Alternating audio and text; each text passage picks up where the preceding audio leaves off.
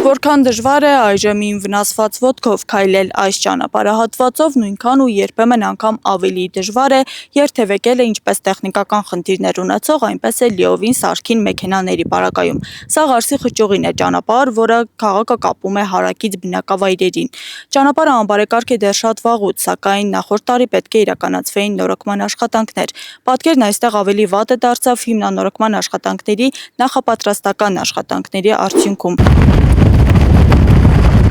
Հատկապես այս մի քանի մետրանոց կիսատ-պռատ ասֆալտապատ հատվածն է լավագույնս ցույց տալիս այն վերաբերմունքը, որ պատասխանատու կառույցներն ունեն տվյալ ճանապարհի նկատմամբ։ Ճանապարհաշինական աշխատանքների ակտիվ սեզոնին այստեղ որևէ տեխնիկա չի աշխատում։ Եթե նախորդ տարի տարածքային կառավարման եւ ենթակառուցվածքների նախարարությունից մեզ հայտնել էին ցկցկման պատճառը պայմանավորված է նրանով, որ այս ճանապարհահատվածում աշխատանքներ պետք է իրականացնի Գազպրոմ Արմենիա ընկերությունը, ապա այսօր ընկերությունից ստացած բանավոր պարզաբանման համաձայն իրենք տվյալ ճանապարհին որևէ աշխատանք չեն իրականացրել եւ չեն նախատեսում իրականացնել։ Ավելի հստակ եւ հավաստի տեղեկատվություն ստանալու նպատակով թե նախարարությանը, թե Գազպրոմ Արմենիային գրավոր հարցումներ են ուղարկել։ Ստացված պատասխանների հիման վրա առաջիկայում կներկայացնենք, թե ի վերջո ինչն է խանգարում պատասխանատու կառույցներին ավարտին հասցնել կիսատ թողնված աշխատանքը։ Հիշեցնենք, որ Գյումրու-Ղարսի խճուղում իրականացվող աշխատանքները նախորդ տարի Շիրակի մարզպետի աշխատակազմից փոխանցված տեղեկատվության համաձայն ներառված են տարածքային կառավարման եւ ենթակառուցվածքների նախարարության կապիտալ նորոգման ծրագրում։ Աստղիկ Խաչատրյան, Խանով Անիսյան, այսօր։